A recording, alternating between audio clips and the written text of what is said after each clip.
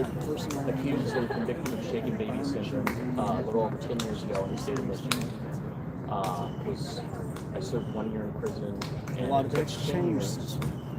Fighting for my innocence to get exonerated. That was done through the University of Michigan Innocence Clinic and the Michigan Attorney General's Little did I know how long it took to actually get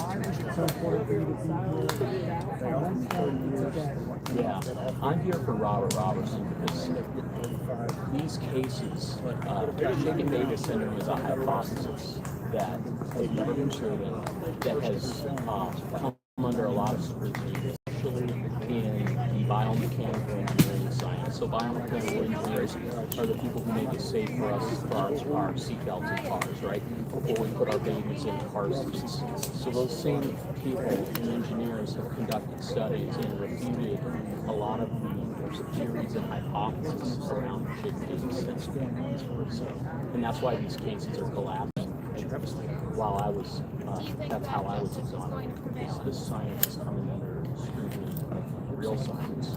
So, last year in US State, went through what you did to see someone like Robertson, yeah, it's soul crushing to me. It's to be accused of harming your child, somebody you love, cherish, and never dies. Robert loves to cherish. To be accused of that is just soul crushing. And I think that with what's happening with Robert, it's my responsibility to come forward and to talk to people and say, this happened to me. I mean, I was an airline pilot, sitting in the captain seat for a major airplane in Michigan. An upstanding citizen. My wife is a registered nurse. No criminal record, and I was accused and convicted of this. So this can happen to anyone. If your child shows up at the emergency room displaying the wrong medical condition and symptoms, you could find yourself face to face with a child abuse pediatrician and be the next person accused of shaken baby syndrome or a cascade of other medical findings that, quite frankly, these child abuse pediatricians get tunnel vision.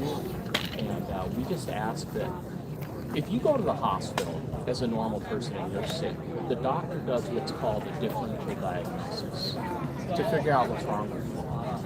But these child abuse pediatricians or subdural hematologists, they say the only thing that will cause this is shaken baby syndrome, or now they call it abusive head trauma. They've had to change their terms. Who does that? I mean, what we're asking is that these pediatricians be held to the same medical standard, that they conduct the same differential diagnoses. They took a Hippocratic oath, and it says first do no harm. When they make these accusations, children are removed from homes, taken away from their parents, put in foster care. Some of the kids are old enough to remember that. I have friends who've been doing these things that I've become friends with because of our experiences, and their kids are in therapy because these child abuse pediatricians made a false accusation against a younger child, and all the children are removed for 6 months while it's cleared up. So, child abuse pediatricians will say, I'm here to protect my child. It's noble, right? But on the other side of their mouth, they'll say, I can't be held responsible or worry about what's going to happen to the family. Well, when you falsely accuse a family and something like that happens, you're creating a PTSD event, a traumatic event for a family that requires therapy to recover.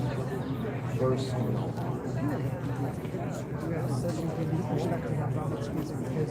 You went really so you feel like you have a speciality for you to care about like this insurance.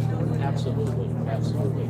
You know, I've been asked to be at these events. I accept the invitation. Anytime somebody asks me to talk about this, I'm talking about it. I want to raise the banner, raise the flag, and tell people, hey, this is what's going on.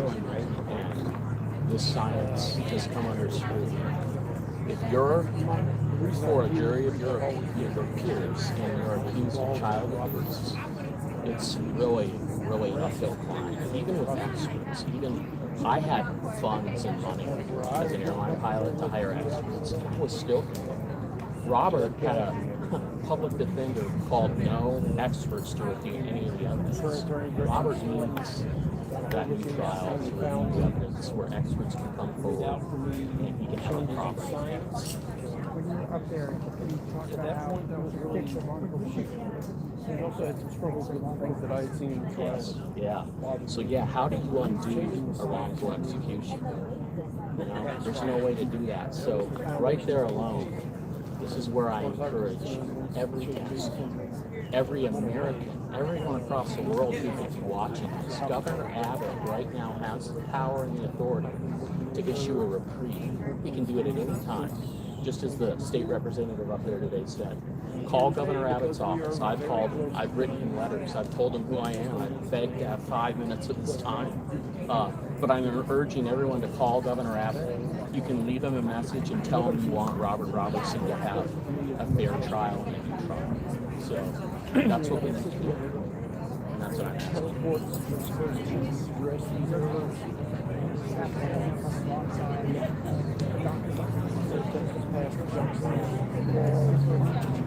Like Robert. Right. Yeah.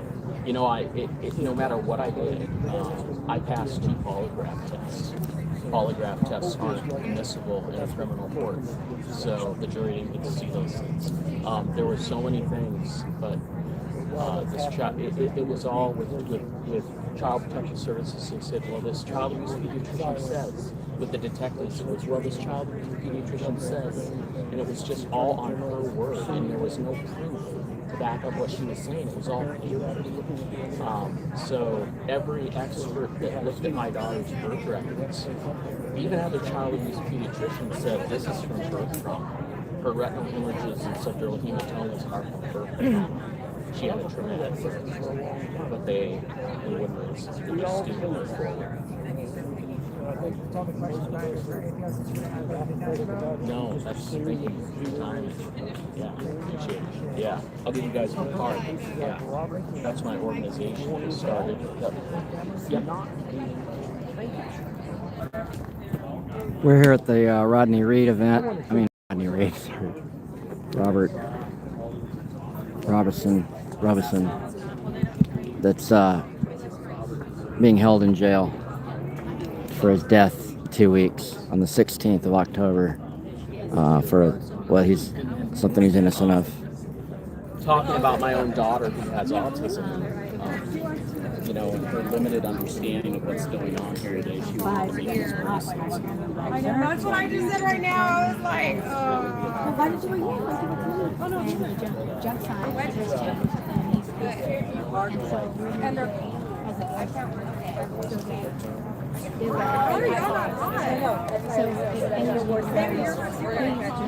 I know.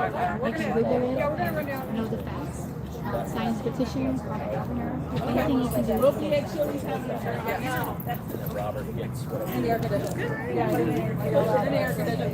Y'all heard of Rodney Reed? We're gonna have a. Yeah. I didn't hear that. I didn't hear that today. There are other people too that like being railroaded by the system. And also, I finally got the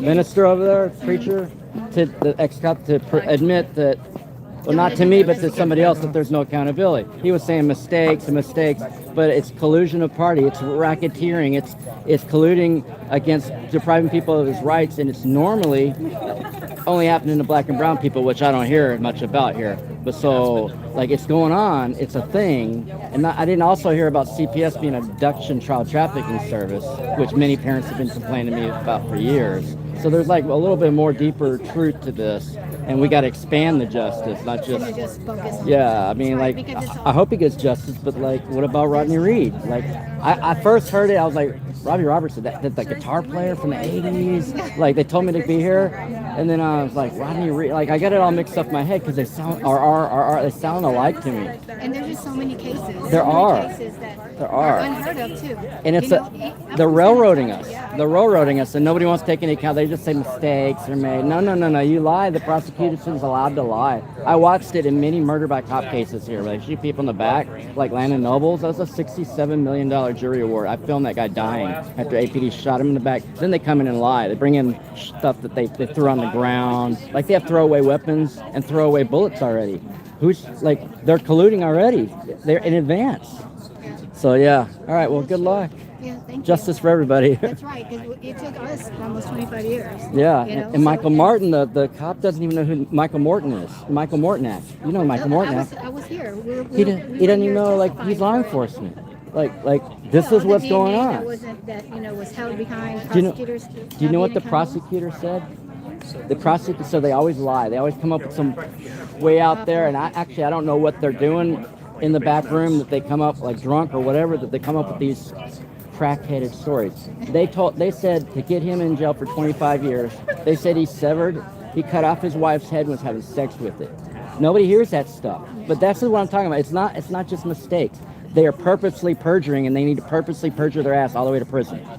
Accountability. Yeah, accountability, and it looks like prison.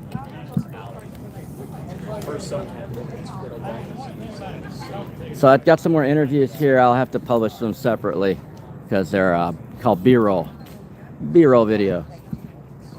But it was good. It was a good rally, good press conference, I guess you'd say. Kind of rally, kind of press conference. All right. Robert Robinson. Robert Robinson's his name. Not to get it mixed up with Rodney Reed or anyone else who's being oppressed by the system that's basically white supremacy. And one of the exonerees here has said he's fully in support of most of Trump's policies. So, openly racist, openly white supremacist, but he wants justice for white people. And so that's kind of what I'm hearing is like, what about minorities? What about our justice? What about the people of color who are no longer a minority? Is it only white minority that gets justice, that deserves justice? And that's kind of the story here. We have an African American history monument over here, and we have we're about to pass it, where I have a colonial soldiers falling. I'm not colonial soldier, I'm sorry, Confederate soldiers that fought for slavery and fought against black people's rights on opposite. And that monument over there is on the state capitol's Confederate lawn over there with the African American history memorial. But this Confederate soldier memorial is right here in the main plaza. It's untoppled. It remains a symbol of white supremacy. We'll walk up to it right now. You can see the great clan dragons and their slaves, their slave masters that fought to keep slavery in Texas, in the South. We'll see the monument here, just to let you know that there's a dichotomy and a bias and a disingenuousness of justice and equality, and all the words that these people say in government is a lie. There's your Confederate soldiers, died for state rights guaranteed under Constitution. Slavery was guaranteed under their Constitution. So that's what we're looking at here. Hey, clan dragons, bye. Bunch of slavers right there. Anyways, I gotta do some B-roll, y'all. I shall return, or not. We'll see y'all around. We know what's going on. Justice is for whites only. That's where we're at. Justice is for whites only. So, enjoy. Let's go by the Black History Monument, as long as we're gonna talk. As long as we're gonna be talking today, which most of the talking was done by these speakers. But they were lacking in completeness. What I see in front of me. And this is what I see. There's the Capitol. There's Lady Liberty or whatever. I am a bit away. Maybe you're coming from the other direction. You're not coming from the front, you're coming from the side. It seems like It's a big place out here. The government has lots of resources, but again, there's people suffering out on the streets that don't have a whole lot. So they've removed Stephen F. Austin's slave trading land impresario here off the African American History Memorial. They've DEI'd, non-DEI'd, unwoke their thing. Yeah, it used to say Stephen F. Austin was right over here on these plaques. It said he was actually no, it might still be in there somewhere. Sorry. it's okay. Sorry. Impresario land agents authorized by Mexican government Anyways, he was a slaver. He was a slave master. This is slave territory. Across over there is the Confederate Soldiers Memorial. But yeah, these there's no memorial over here for indigenous people. There's no memorial for the land that was stolen by people from Tennessee. Skanky, decrepit bastards from the South that stole land. There's just this Republic of Texas nonsense and the statehood nonsense and how they suffered, how people suffered, but there's nothing about the culpability of white power movements like the Ku Klux Klan, Jim Crow, Juneteenth. There's so much state history here, oppressing people of color, the stealing of land. There's no talk about indigenous slaves. There's no talk about Mexican slaves. There's no talk about that, but they came first. But that history is being erased as we speak by people like Ken Paxton, Greg Abbott, Donald Joker Trump. I'm trying to put my tripod up. Sorry, y'all.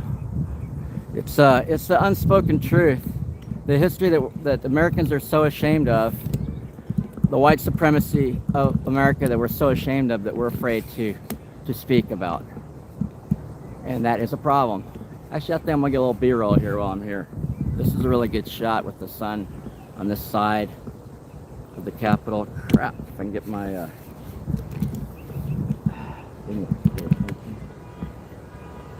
behave. Oh, behave.